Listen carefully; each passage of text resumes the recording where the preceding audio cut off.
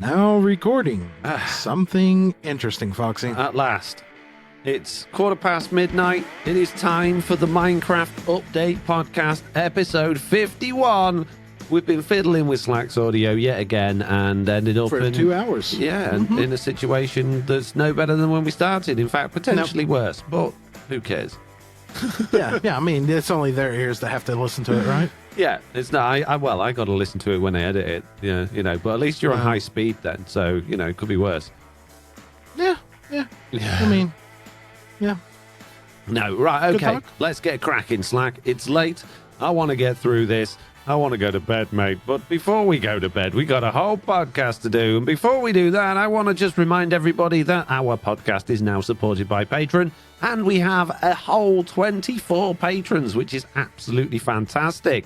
If you enjoy the show and you would like to help support us, then you can by going to patreon.com/the Minecraft Update. It is per podcast, and the perks you will get, the minimum perks you will get at any tier, are access to our Patreon-only feed for bonus content when we record it, access to our live episode recordings on the Discord, access to our Patreon-only Discord channels, and a fancy Discord role as well, which is all very nice. Right, Slack. Oh, go on. Are you out of breath? That was a lot at once. It was. I am out of breath now, yeah. Yeah, so you can let me catch my breath back as you tell us all about what you've done this week as quickly as possible so we're not here all day. Still adjusting to my meds. I'm actually happy. Things have been going good in my life recently. My hand's healing up good. I've been avoiding people in the house because some people in the house have the bad C word virus. Ooh. And I'm hoping to stay away from them. And other than that, just quite a bit of Minecraft. I've started recording tutorials again and doing all the things that need to be done. Interesting. You've just started recording tutorials. Tell me more. Well, I noticed that, my channel, like yours, just, it's the same.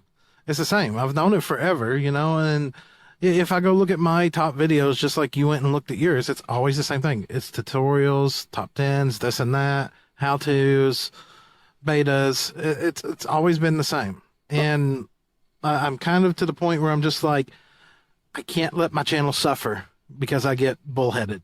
Yeah. No, I'm exactly the same. I'm interested to know what tutorials you've recorded already. I've recorded a iron farm, which actually came out the other day, an iron farm that also uses zombie spawners. Oh, nice. I've got an item sorter one that's going to be coming out that uses hopper minecarts, and gold farm one. Wow. Okay. Oh, right. Okay. So you're taking a... Oh, I was going to say, when we get to my week, I've taken a slightly different approach to you, but I'll talk about that in a minute. Without trying to hurry you along too much, because that sounded a bit rude, you may feel free to go into more detail about your week. Sorry, Slack. I'm getting all carried away. That just about covered it. It's the biggest thing is adjusting on the meds. That's really it. Like, you've probably even noticed that just in me and you talking this afternoon for 2 hours now, trying to mess with my audio cables. I'm a lot more level-headed. Yes. I'm not flip and break everything. Yeah, considering I had you restart your PC about 6 times and we had many, many issues, I thought you would have thrown your PC out the window by now, but you remained calm. It was nice. Yeah. It's just the meds make me feel different, dude. They just... I'm not me. I'm a different version of me. I'm honestly, I know I'm a happier me. I am. I know I'm a happier me on them. I know I'm a calmer, I'm more collected, I'm more level-headed. I process things, I guess, more correctly, Like, when I'm off the meds, I'm like, I put out a video and it does no good. I rage, right, raged. I put out a video now and it does no good. I'm just like, okay, I should have known that. That's not what my channel wants. Yeah. Yeah, you see things from a more, reasonable perspective, I guess, because you haven't got that. You're not fighting yourself all the time, which, like you say, it's not right because it's not you. But, I don't know, it's like a stepping stone to get into the right place, if you know what I mean. Yeah. Oh, yeah, it's hard adjusting to the person on the meds. It really, really is. I'm trying to because I know...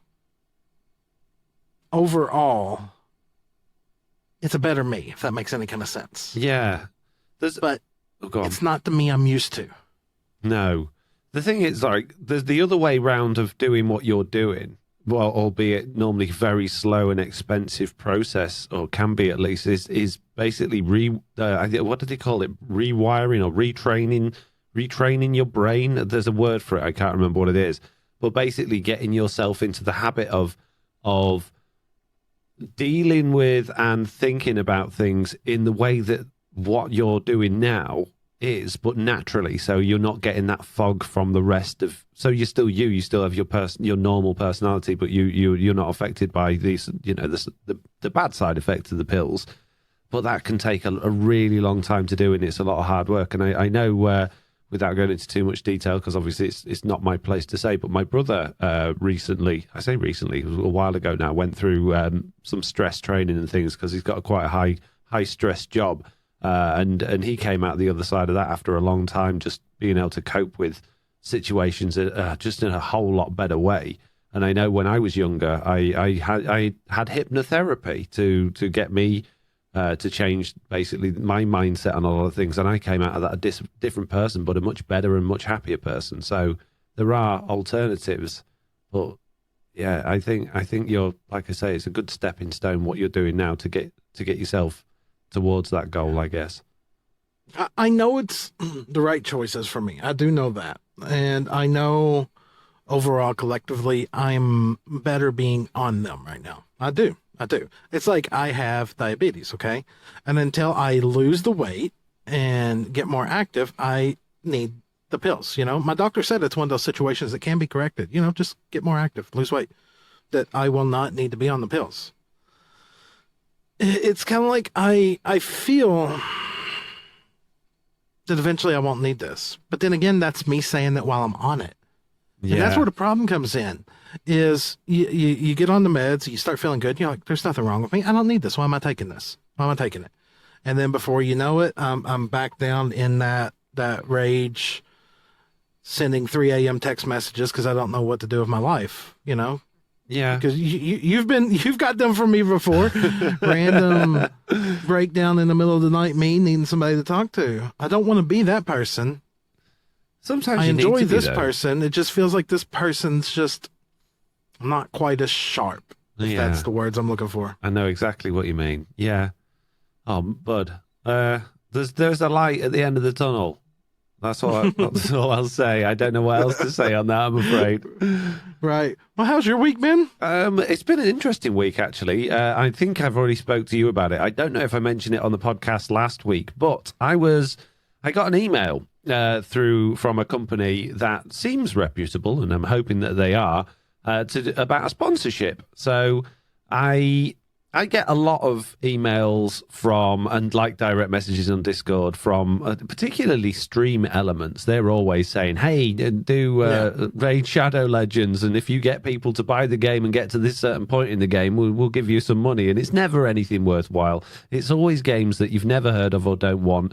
I even had a company saying, instead of paying people to promote games, they're like, we dare you to play this game and get this far in it on a live stream. And they're like, why? Why? We'll give you a free copy of the game. But it's like one of these free-to-play mobile games anyway that you're just not interested in. So I've always avoided them. And then I got one that really piqued my interest. It was from a company that seemed relatively reputable. And they said, hey, we're doing a campaign. It's been going on throughout the December. We're extending it till the 13th of January. We'd really like you to play 3 2-hour-long streams of Splatoon 3 for obviously financial gain. Are you interested? And I at first, obviously very dismissive of it, I just sent a reply back going, okay, I'll do it for X amount per stream. And they came back and went, we can't quite afford to give you that amount, which I asked for a ridiculous amount, way more than it was worth. But we'll give you this amount, which was, to me, well, just as ridiculous, really. So, I mean, it sounds ridiculous. Oh, you getting thousands of pounds? No, not that ridiculous. But considering I don't have a massive audience on Twitch compared to the sorts of people that normally do sponsor things, I thought it was a pretty good whack. So anyway, there was no terms and conditions. All I had to, well, there was. They sent me a contract, but basically all I had to do, I didn't have to say I liked it. I didn't have to say anything about the game. I didn't have a spiel to say or try and sell it to people. I didn't have codes to give people or links or anything like that. All I had to do was play the stream, or play the game for 3 streams for 2 hours long, and then give them my analytics at the end. So I did. So this week, Monday, Tuesday, and Wednesday, I've been playing it. I've been playing it with Mitz, even Mike on Switch, and Auntie Dizzy joined in as well. And I tell you what, Slack, it was really good fun. Even if they decide they're never going to pay me, which I'm kind of half thinking that's going to be how it goes, I don't feel bad because it was just we just had such an awesome time. It was really good fun, and now I want to do like a monthly, like switch it up like stream and just get a bunch of people in to play like Switch games like Mario Kart and stuff like that, and just have some fun because it was really nice going and doing something a bit different and just having a good laugh doing that. So that was good. I played Dwarf Fortress until the point where I am a little bit sick of playing it now because I'm keep killing my fortresses. You keep killing them. Yeah, well, basically, I'll get to that in a second, but I've played it so much now that in my entire history of all of the Steam games I've ever played, bearing in mind I've only been playing Dwarf Fortress for just over a week, it is now my 3rd most highly played game. I've got more hours in that than all of my other games bar 2. So one of them being Elden Ring? Elden Ring is number 2, and Ark Survival Evolved is number 1. So Ark Survival Evolved, I got 500 hours in. Elden Ring, I got 100 hours in, and Dwarf Fortress, I've got over 50 hours in now. So where do you see this information? It's just in your library. You can order the games in your library by hours played, and it just shows you how many hours you played on each one. So yeah, the problem with it is I don't think it's a particularly well optimized game, and it is currently only made by one person, although they're now employing a few other people to help bring it along. And it's basically they call it frames per second, but it's not frames per second. It's ticks. It's game ticks, if we want to think of it like Minecraft. And the game runs at 100 ticks per second on a standard. And my first fortress didn't die because of tick death. It died because I got these horrendous beasts in my fortress. I didn't know what to do with them, and they ate all of my dwarves. Nom, nom, nom, yep. Mm-hmm. The second one, I was doing really, really well with it. I was taking my time. I started understanding the game a lot more. I turned off those horrible beasts so that I didn't have that problem again. And then all of a sudden, my ticks went down from 100 to about 40. And I thought, it's still playable. I can deal with this. But the game was running a lot slower. And then I had like this invasion happen. And it just went down to like 10, then 1, and then 0. And then it just crashed. So, yeah, I think that fortress is dead as well. So anyway, getting to the tutorial side of things, it's funny that you mentioned you're doing tutorials because I recorded a tutorial video today, although it's not really a tutorial.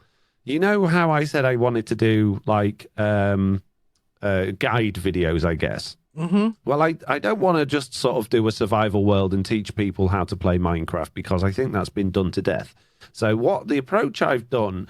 and I'm hoping to make more videos of this style, depending on how it gets on, is I've basically gone, right, what do people need regularly throughout the game? What do they need early game? And what are the different ways of getting it?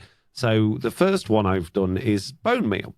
So the idea is that it's like, okay, you need bone meal at the start of the game because you need to get crop farms and things like that. You need it throughout the game for other things, and you need it even in end game because you need to make like rockets, I guess, for your sugarcane.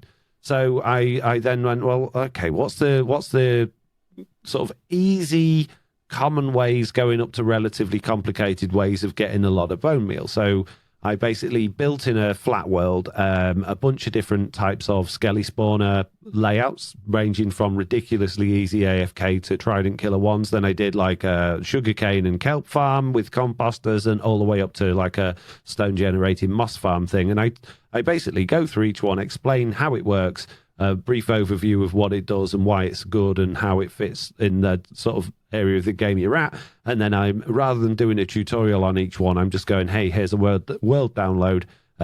Check it out and have a look round if you want to build any of these.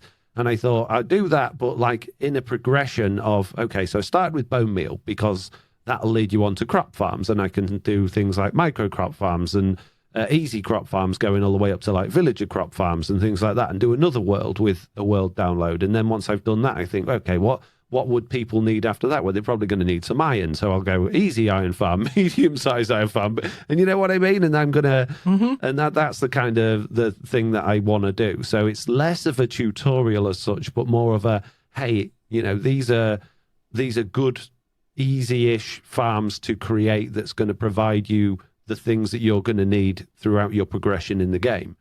And I thought that might be an interesting way of doing it. I don't know if anyone else is doing it like that, really. No, it's not a bad idea. No, there's no right or wrong way on any of these. No. It's just a different approach, and it might be the approach, you know? Yeah, well, I'm hoping so. I hope it fills a little bit of a niche. I don't know how to title it, and I don't know how to thumbnail it, but once I figured that out, I think as long as people enjoy it and find it useful, hopefully it'll be something that I can do regularly and get people, coming back to and looking forward to those types of videos. So yeah, if the positive outweigh the negative, run with it. Yeah, Run with it. yeah, exactly. So that's it. That's my week.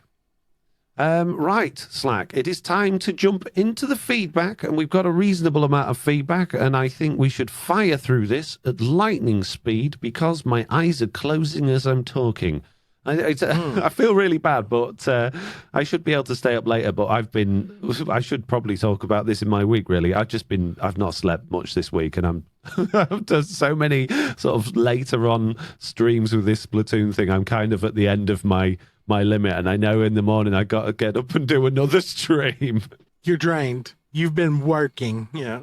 Yeah, I'm drained. Absolutely. So I'm sorry for people listening to this that I'm trying to rush it through, but I want to get you a podcast out this week. I just don't want to be up till 4:00 in the morning and then up at 7. So yeah. Wildcat. Yeah, it's only almost 1. Yeah.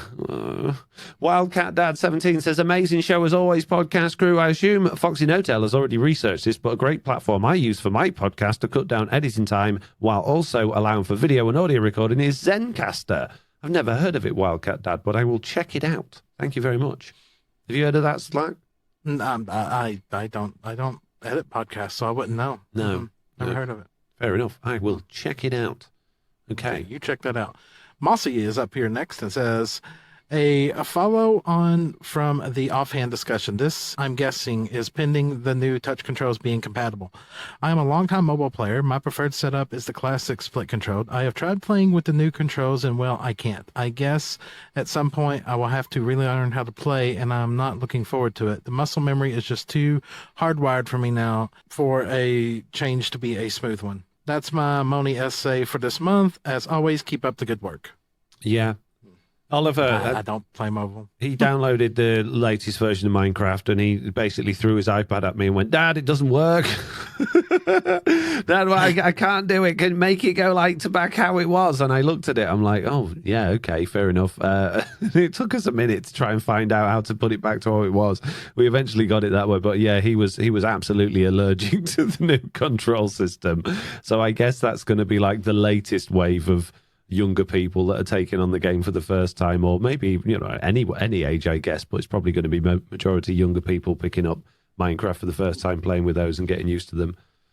Yeah, to me, that just feels like going from controller to mouse and keyboard, It's something new. It's going to be different. Yeah, exactly. Jade says, oh, one of my wish list ideas wasn't completely shot down. Has someone seen 4 men on horses wandering around? Well... Okay. Nah, just delete that feedback. We don't need that feedback in there. Yeah. Right. Brood591 is up next. It says, during the offhand discussions, it was mentioned that using a controller would be difficult because you wouldn't be able to control which hand you place and break from. This is actually not any different than with a mouse. On a mouse, you use left for break and right for place. The game just looks at what's in both hands and chooses the correct action. That's a very good point. Yep. Yeah, so there is absolutely no reason then why we couldn't have dual wielding on Bedrock. So we figured out mobile controls last week with the press one side for one and one side for the other. makes sense. Console Yeah. didn't even occur to me, but brewed, you're absolutely right. So yeah, I genuinely don't see any reason. Why is it so difficult? No. Yeah, why is it not here yet? Yes, fix it. Come on, Jeff, get on it. Meerkat says, I have to say, Foxy, describing his first world brought back flashbacks from mine. He could have been literally describing my first base, grinding a chest of diamonds, hoarding without enchants, mostly stone tools, and stripping a jungle. Cringe now, loading it up. Yeah, I'd hate to actually load it up and see it, because I bet it wouldn't. I bet I remember it better than it was. Jeez. Well, next up, we got Willager01 here who says, hey, Foxy and anyone else who is there today. In response to Faded Daddy-O's feedback about coffee on the last podcast, Coffee takes a 0% fee and they do monthly subscriptions or one-off donations. So I prefer to use them. There is a premium that you can get that's where you get their money from, but in my opinion, it's not necessary. Thanks for such an amazing podcast. Keep up the awesome work, Willager. Faded Daddy-O continues that, and we'll talk about it afterwards, saying, I was thinking you could add coffee to your possibles for those who know it is better for you. Not suggesting to ask anyone to migrate, but it does add complexity. Just adding any item to the... yeah, there's more stuff about touch and cross. Let's just touch on coffee there for a second. I looked at it. It does look like there is absolutely zero fees on the basic thing. You can pay $6 a month to have the premium, which I think would be useful for people like me and you, Slack, because I think that's where you get all of your integration with your other things from, which sounds great. In the terms of going, hey, here's another way to pay us, it's just another link in another list. And I think once you start getting too many links in your list, it's awkward. And then people go, how can we support you? Well, in that case, I've got to go in my videos, in my streams. Hey, if you want to support me, or you want to play on my things, you can do this, or you can do this, and you can do... There's just too much. There's too much information. Also, Patreon was a lot cheaper when I started it, and I'm still grandfathered on that on my main thing. It's much more expensive now. Like the Minecraft Update podcast pays a lot more fees than my Foxy No-Tail does. There's no reason in the future why coffee won't do the same thing. That's exactly where I was going to go with that. It's like a new theater coming to town and they're selling movie tickets for $1 each. Oh, you got the $1 movie theater. That's great. And then the $1 movie theater runs the theater out of business that was doing it $5 a ticket. And then all of a sudden they raise their tickets up to $5, Yeah.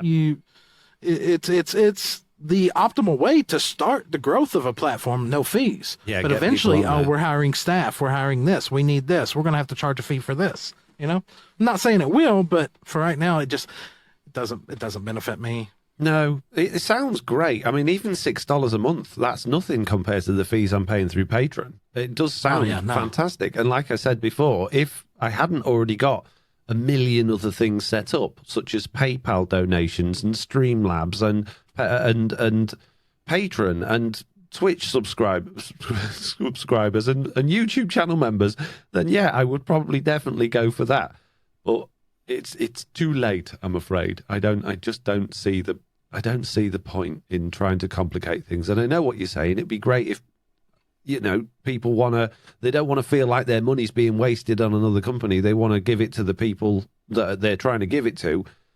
If you really want to do that, like I said before, just do it through PayPal, because it's exactly the same. There's practically no fees doing it through PayPal. Yeah. Well, it's like even PayPal, something that somebody won't use. How Faded was just saying, that they prefer to use that, or it was Willager, they prefer to use that.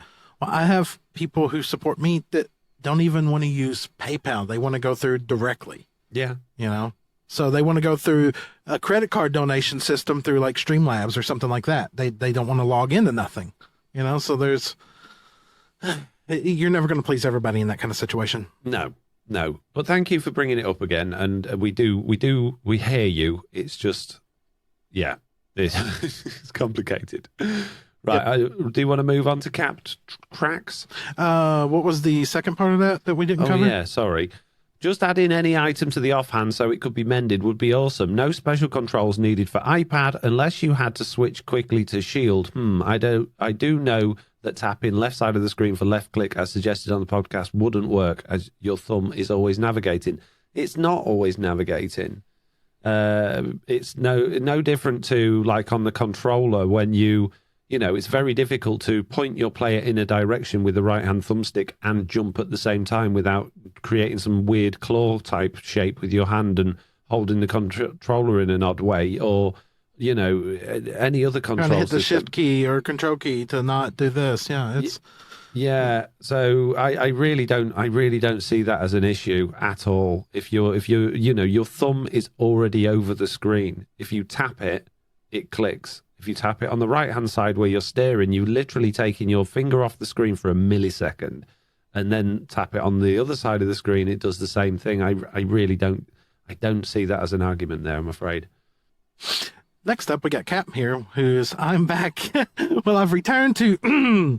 Based on Slack's reports from his SMP on chunks rendering client side and then blinking out when real-time data gets downloaded, I woefully overestimated either the ability or desire of Microsoft's Bedrock team to prioritize correctness as part of their server protocol changes. Thanks for doing this interesting follow-up. I've got so many questions, but I suppose if I'm being honest with myself, I don't actually care enough to go learn from Rufus, Alex Discord, how to decompile the Bedrock dedicated server code and see it for myself. As always, thanks for the fun conversations. Interestingly, from that, we've heard as well that they're doing even more stuff with this client-side, server-side rendering stuff, so that low-end devices will use the server and higher-end devices will use the client for rendering. So there's going to be a whole massive mess of what's loading what. I really don't know how they're going to make that just not set on fire. Yeah. Cab Cracks also says, RE the Dwarf Fortress bug discussion. Foxy, if you spent 30 minutes talking about Pokemon a few weeks ago, I don't see why you can't talk about Dwarf Fortress bugs. I would personally enjoy it, but of course you folks know your audience overall and will find the right balance for the show. The reason the Pokemon stuff gets into the show is because I know Jessie really likes it, and I find it fun to poke fun at it. And not in a nasty way to Jessie, because I know she enjoys that sort of banter and she finds it funny as well. But because there's a shared enjoyment of that, it's not just me talking about something the other two are just going, huh? So we can bounce off each other. With Dwarf Fortress, I don't think Jessie or Slack have played it, so my jokes about bugs in that are going to fall pretty flat. So that's the reason. Yeah. Next up, we got Territe here. That's where we're up to? Yes, we are. I have conclusive evidence that Hytale has mining and building in the survival mode.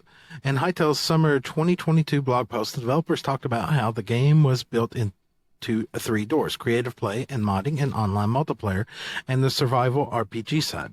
In the description of the survival part, they said, "This is our first party sandbox RPG experience," with the word sandbox revealing that Hytale will have building and mining.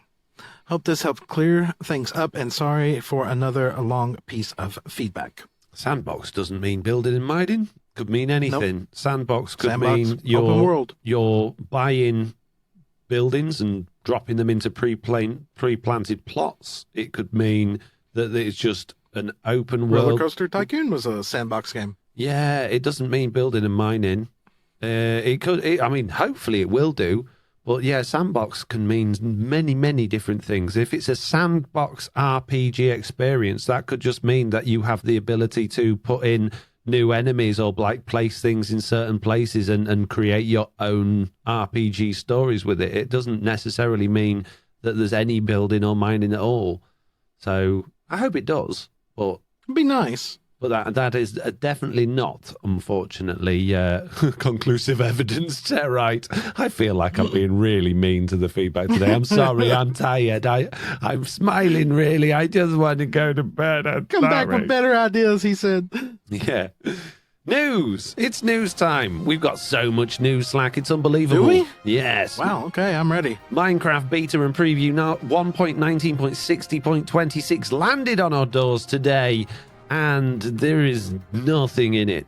Considering this is like one of the first 1.19.60s, in fact, I think it's the second one. I know they've just had a big long holiday over Christmas, but I would have expected a little bit more in the changelog.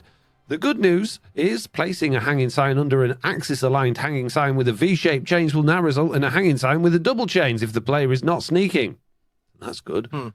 They fixed a bug causing players not to wake up when teleported while sleeping. They've fixed a whole bunch of other things, and they've fixed it where you might crash if you go gliding through an end gateway. Levers now produce the same sound effects as stone buttons, and that is about it, really. The only thing of interest in this whole thing is VSync settings are now properly configured in the options. So am I going to have the ability to turn on and off VSync without using a third-party pack that accesses settings that I can't access normally? That would be nice. Is that what that means? Yeah, that would be really nice if that actually worked. Yeah, that would be lovely. Yeah. Yeah. Mm-hmm. Yeah. Okay, that's literally it for the news. It's time to move on to the wish list. That was short. Yeah. Yeah, well, I was hoping there might be something for Java Edition, but there wasn't. And I did have a quick flick through Twitter to see if there was anything on there, and there really wasn't. So news is thin this time of year, but that's good. Thin news means Okay, so you said we're going to the wish list. You're in charge of it this week, yeah. Okay. Yeah. Oh, good. Okay. And do you know what, Slack? I know we had a ridiculously long one this week. I think people must realise that I'm quite tired because we've hardly got any wish list. Well, we've got a bit, and we've got even less questions than last week. You mean we might have a less than 2-hour podcast? Yes. Last week was only, I think it was an hour and 7 minutes, something like that, an hour and a half, something like that. So it was quite short. Took us like 3 hours to record it, though. Yeah. Yeah, and if you add in all the time we spent fiddling with your audio today, that's... Oh, we're already like 4 hours deep in today, and we haven't even been recording but for 30 minutes. Right, let's crack on with the wish list, shall we? Okay, Willager01 says, hey, podcast crew, I have been playing some Fortnite recently. Get out. Out. Shoot. No. Says, yes, please don't ban me. And I've been using the in-game voice chat, and I really wish that Minecraft would have it so you could voice chat with others in your server with settings to turn off other players' voices and your own mic. Don't have feedback post for this. Sorry. Thanks for such an amazing pod. Keep up the great work, Willager01. The reason why Fortnite do that, Willager01, is because the people at Epic Games don't care about your children. All they want is your children's money. They want your children to steal their parents' money in order to pay for their games, and they will do absolutely everything to make as much money as possible, and through nefarious means. I absolutely hate them. I completely detest them. And I won't touch Fortnite with a barge pole because of that. So, yeah, I'm not surprised that they do that. I'm sure they're listening to all the children's conversations as well and figuring out how else they can steal their money or their parents' money. That sounds awful. What skins can we tag them with next to make them spend money about? Yep. Because if you think that stuff doesn't happen, talk about something on Discord and watch you get ads on it on Facebook or Google or something within a couple days. Yeah.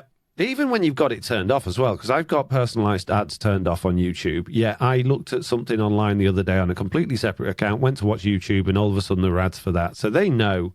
But yeah, a bit of context towards my hate towards Epic Games and Fortnite specifically. And I've talked about this before, but basically their systems are set up to they use streamers and popular content creators to make children feel inferior if they don't have the latest things. And I have this from personal experience with Jack when he was younger, who was being bullied at school for not having the latest and greatest this, that, and the other, to the point where he was begging me and his mum for money for battle passes, and the game doesn't go, oh, okay, this is a game for kids mainly, so let's, make sure that when their parents are paying for something, they use something like mine coins, which you get a voucher for. No, they go, give us your card details, and we will keep your card details on file. There is no option to not do that. You have to retain the card details on file, which means that your kids can then just buy whatever they want, whenever they want. It's awful. It is absolutely sickening, and I think it should be banned. I seen an article on that the other day in the news, local news, that some kid had run up like $7,000 on Fortnite on his parents' account. Yeah. Yeah, because that's how they I didn't know it was to that degree. Oh, my God, that's horrible. I believe you can buy gift cards. So, there is that. But at the end of the day, that if that's their main system for taking money, and it clearly says it's like, we will keep your card details on file so you can get whatever you want in the future. There should be an option to turn it off. They don't care. No. They are blatantly going, we don't care about you or your family or your relationships. We want your money. We are going to take it one way or another. So it should. There is, whereas Mojang, they're very, very, and Xbox and Microsoft are very, very cautious about parental controls and privacy and all that sort of stuff. Epic Games, absolutely none of it. They don't care. Crazy. So, yeah, just absolutely crazy. So back to the topic at hand on the wish list. I'm going to veto voice chat from in-game still. Yeah, good. Okay. Right. No, that was easy enough. Plod up next with, just in case Jeff or anyone at Mojang gets any ideas, can we please put baby skeletons in the bad idea bin? No. No, we're not putting anything in the bin. No. You don't decide where stuff goes, Plod. We do. No. Ain't that right? Just sneaking back into the voice chat thing. I wouldn't mind something like the Xbox Live voice chat built into Minecraft with its safety features and stuff like that, because I do think it would be nice if like Oliver could speak to his friends that are curated through the parental control systems.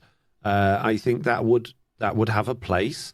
Because there's been times where we've been playing like with my brother's kids and stuff like that, and we have to have Discord set up, and they can't put Discord on their thing, so they've got a laptop sat there them somewhere, and they're playing on the Switch, and it is awkward. So it'd be nice if they had something built in. But the problem with it being a cross-compatible game is you're never going to get that same system on Switch and PlayStation and Xbox and PC. It's just not going to happen.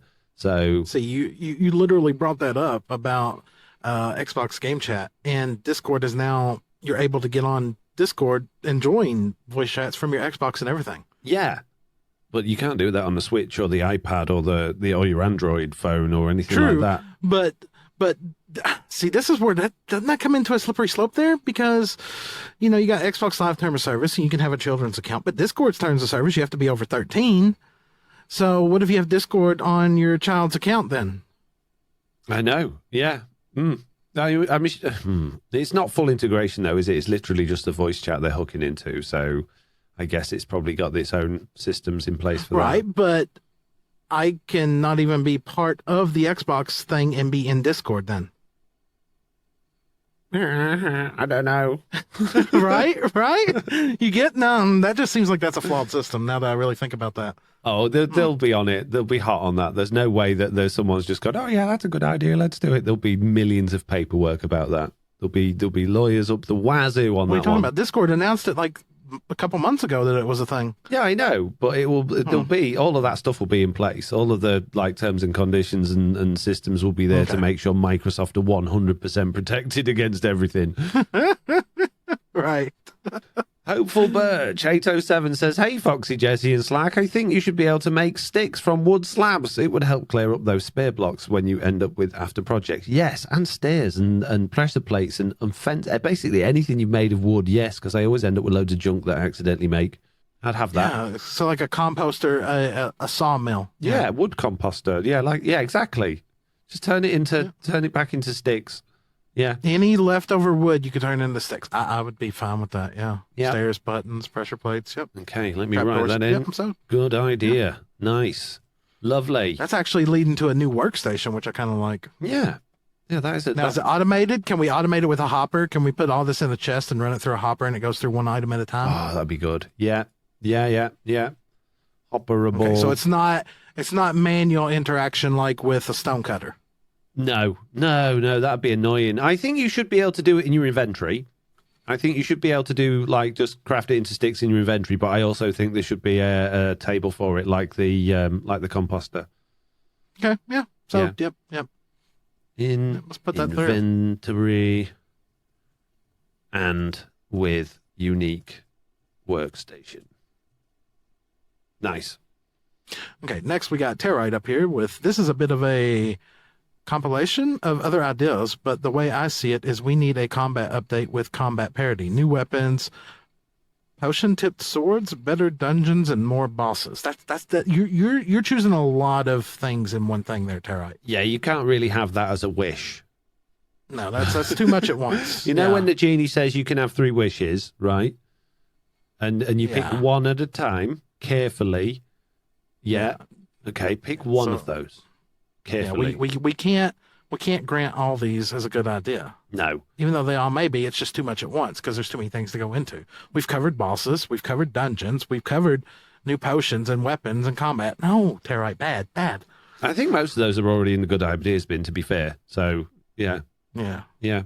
Yeah, but this one as a whole that's too vague, we're going to have to say no to. Yeah, exactly. Okay. Yeah. Tempered says, simple UI improvement, wish. Move the delete world and copy world buttons on touch devices to be anywhere except right together. I'm glad there's a confirmation when selecting delete, but I'm far too capable of tapping the wrong spot twice.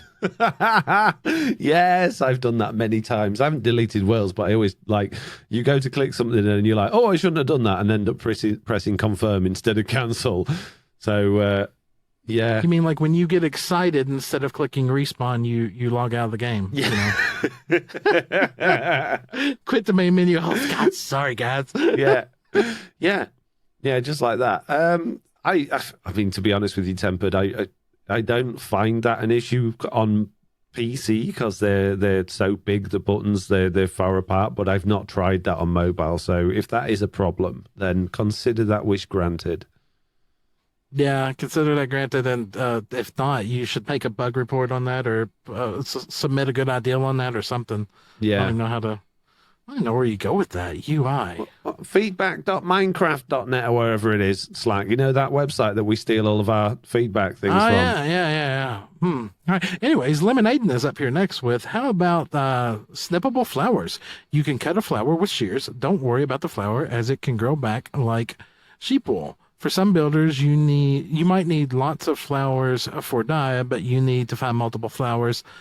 But you need to travel millions of blocks to find a specific flower. Also, the place where the flowers might not have been enough flowers. You can just make a flower farm. Do you know what, Slack? I quite like this idea. What if, and hear me out on this one, although it would ruin a lot of farms. I was going to say, we got bees now.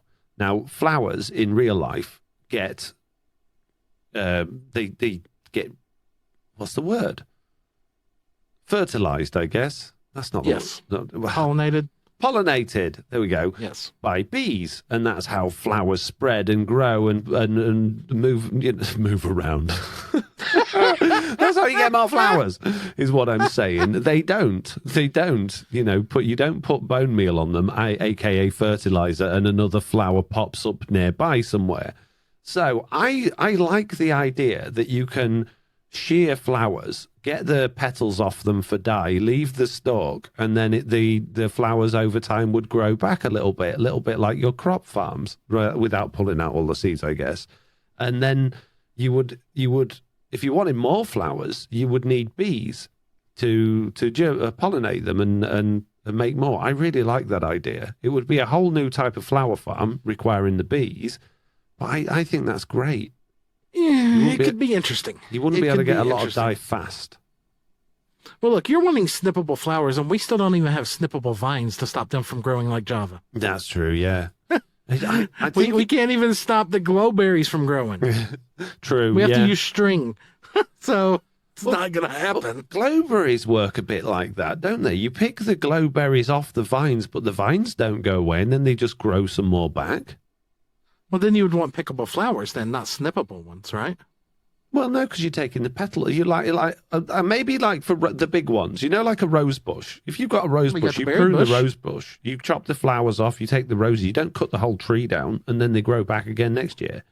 True. I'm thinking of the berry bush in there, too. Can we use the berries to make dye? That feels like that was a lost opportunity. No, but you can use beetroot, can't you? Beetroot makes red dye. Yeah, but that makes no sense. No. Well, it does. So, have you ever cooked a beetroot? It's just like a bloodbath. I have. I don't like even dealing with them, but I mean... No. But, Yeah. Work to be done on that one, I'll go find ideas. I won't this throw it away, but I don't consider it good. It's fun. Yeah. It's reworkable. Fun idea. Yeah. Okay. Yeah, I think there is work to be done on that one. I think there's some good mechanics to go into that. I think we could have some very interesting farms with that as well. But yeah, I think it would maybe need just to be limited to the 2 tall flowers, perhaps. All right, Slack. Lemonade? Yeah. Lemonade. How about editable signs in books? It can only be changed by the original creator of the book or sign. Yes. Books are already editable unless you sign them. And that's the whole point of signing them, is to lock them. So I don't see any reason why we need to do that. And I'm pretty sure we've already got editable signs in the good ideas bin. Pretty sure it is. Yeah. So, yeah, I think signs should 100% be editable. I agree. So I'm going to put signs in there as a good idea, just in case it's not already in there. But having editable, already signed books, I know there's... Signed books, no. The thing is, I've done this a lot of times. I've made a signed book and gone, oh no, I've missed a page or I've made a spelling mistake, and then there's no way to fix it without writing the entire thing again. The problem is once you've written it and you've signed it, you can't even copy and paste the text. So it is annoying. Well, what if the original owner could unsign it? Yeah, an unlock on the signed books, I think, is a good idea. Yeah, there you go. Lockable. Instead of just signed, make it lockable. Yeah. Unlock signed books. Good idea. Okay. Can we get lockable doors in Minecraft too? Oh, that would be good, wouldn't it? Yeah. Although pickaxes do exist. I keep having to remind myself that. Oh, yeah. Yeah. Okay. Stop villagers going through them, though. Sorry, you can't come in here. Okay, is it me now? It is, isn't it? Mm-hmm. Meerkat with our last piece of wish list, and quite the long one, saying, hi, Foxy / all. Listening to another Minecraft podcast, I had an extension to a subject they were discussing, villagers and linking. I would really like if villagers, both Java and Bedrock, would link to a workstation you're holding and interact with them with like the banner and a map on Java. Doesn't make any sense, that sentence, but I think I know what you're talking about. The villager would stay linked to that workstation until it's broken.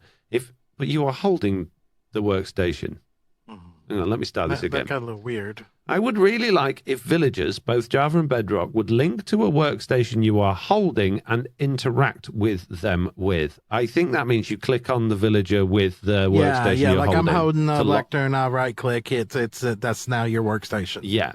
The villager would stay linked to that workstation until it's broken. If you want to move to workstation without delinking, use Silk Touch. I was also wondering if this would be possible with an add-on. No, it isn't. Imagine villager trading halls moving and everything you could define their workstation. Thanks, Meerkat. Meerkat, the way it's supposed to work and the way it works in Java Edition works absolutely fine. And that is, if a villager can pathfind to a workstation, they can claim it and they will claim the closest one to them.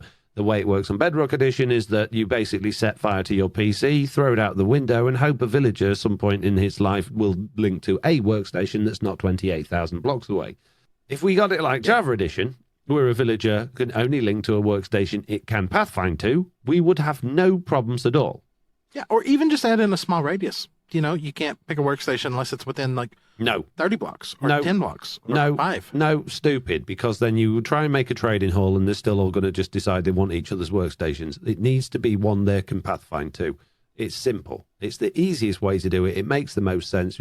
I like the idea of being able to click on them with a workstation, but I think once that workstation's broken, you just need to go and click on that person with it again. I don't think there's any requirement for the Silk Touch thing, but there's no requirement for that at all if they just link to the one that they're stood in front of.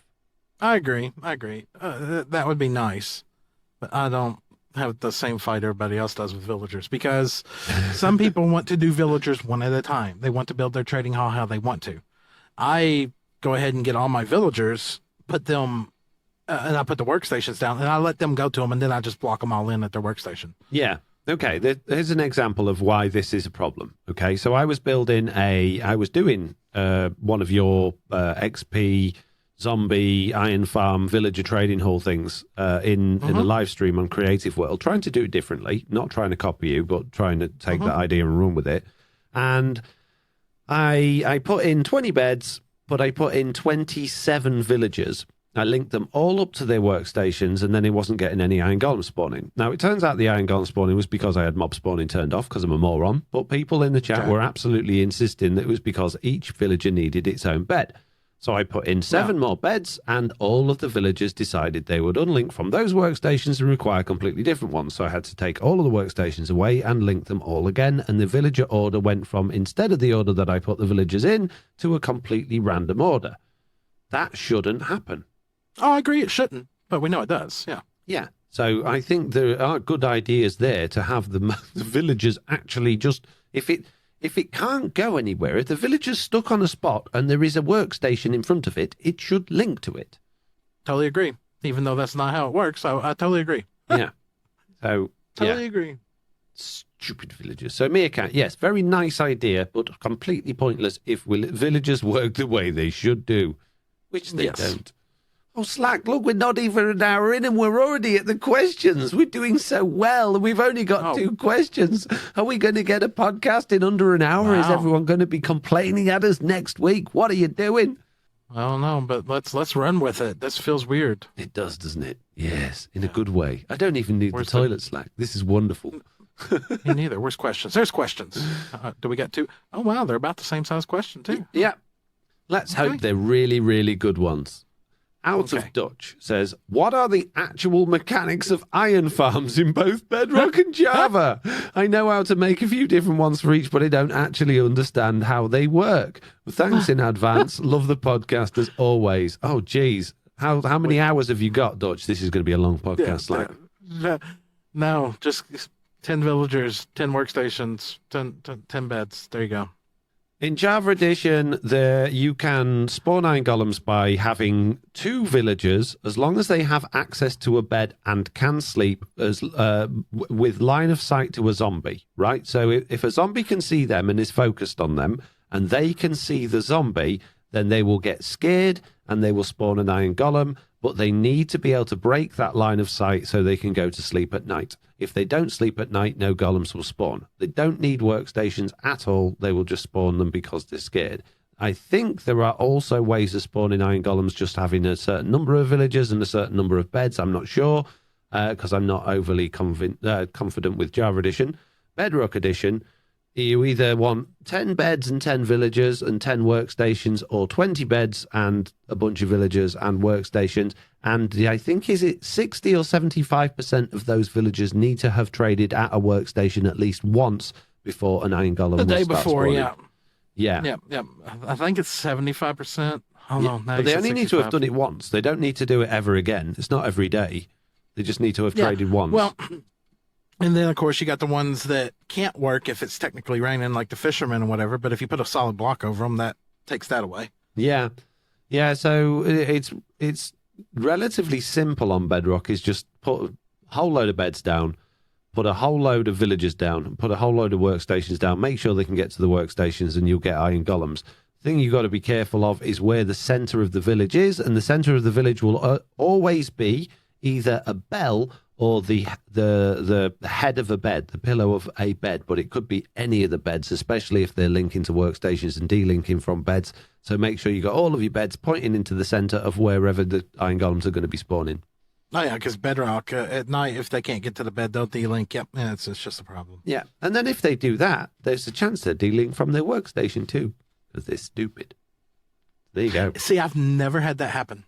I've only had that happen on a handful of occasions. Like every time? Yeah. Every single time. A Manchu's up Bless next.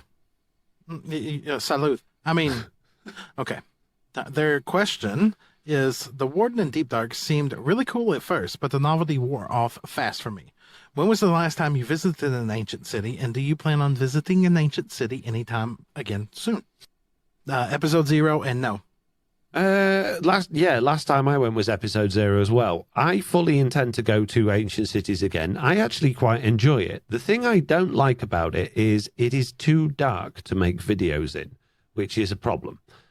If I was just playing on my own, in my own little world, I'd probably spend a little bit more time going down there and doing fun stuff there, because I think it is quite an exciting and fun place to be. I still think the loot's a little bit lackluster, and I'm still hoping the portal will become a portal. But it is just too dark.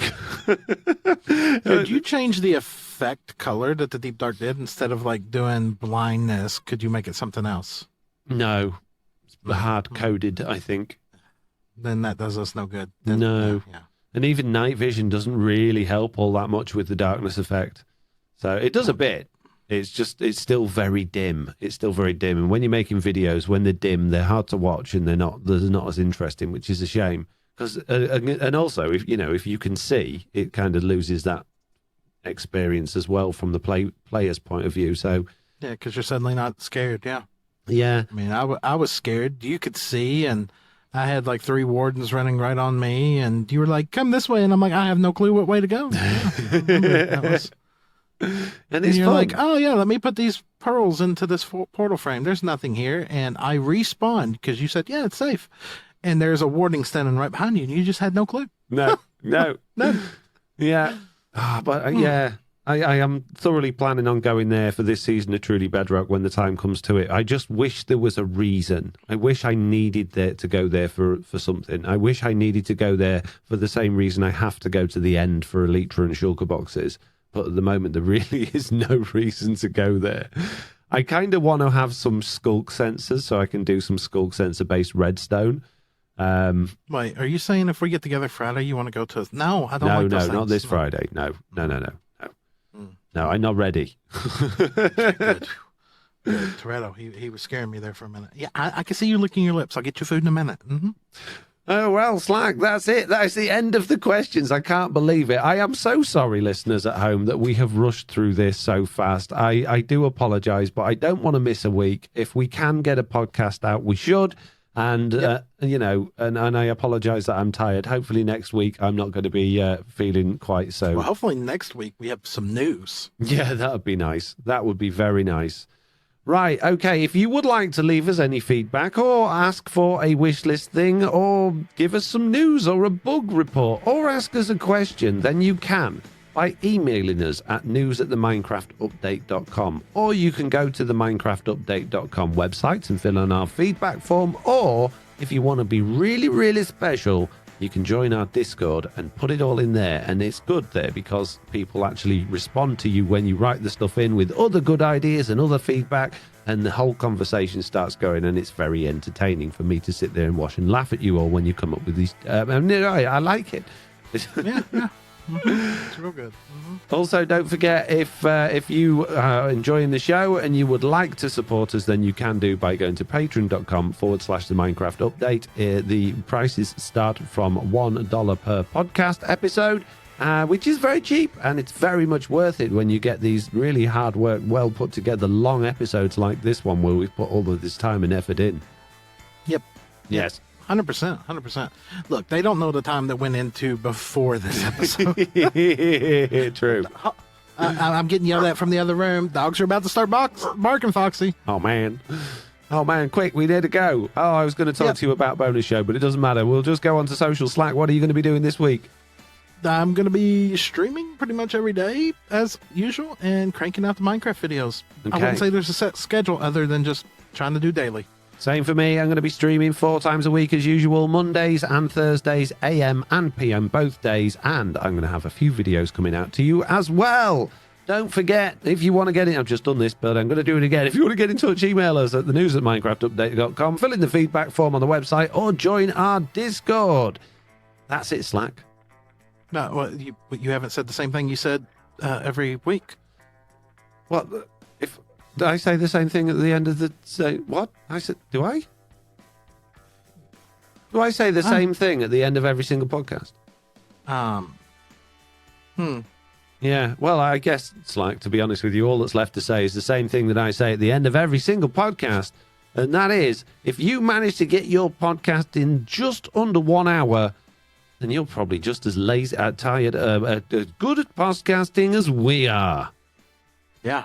That totally legit. We're not, pushing the timer to 59 and 42 seconds. It's like it's 59:44 on my count. Quick, we gotta 46. Go. Run! Run! Bye! Bye!